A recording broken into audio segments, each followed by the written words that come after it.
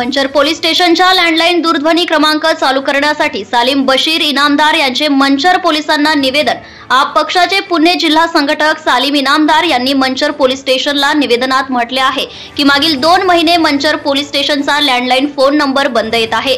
This number is out of service असा tone येत आहे।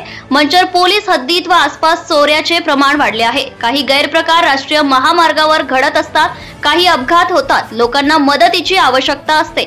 पोलिसांना नागरिकांना हातात हात घालून कामे करता येतात, त्यामुळे दूरध्वनी क्रमांक लवकरात लवकर सुरू करावा असे निवेदनात मागणी करण्यात आली आहे।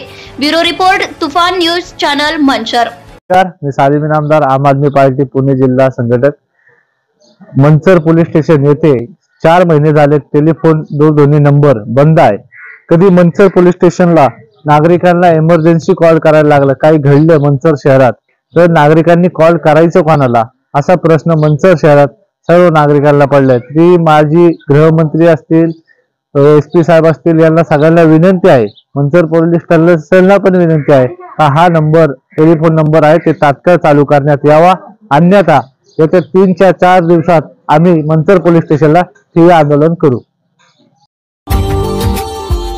Subscribe now and press the bell icon.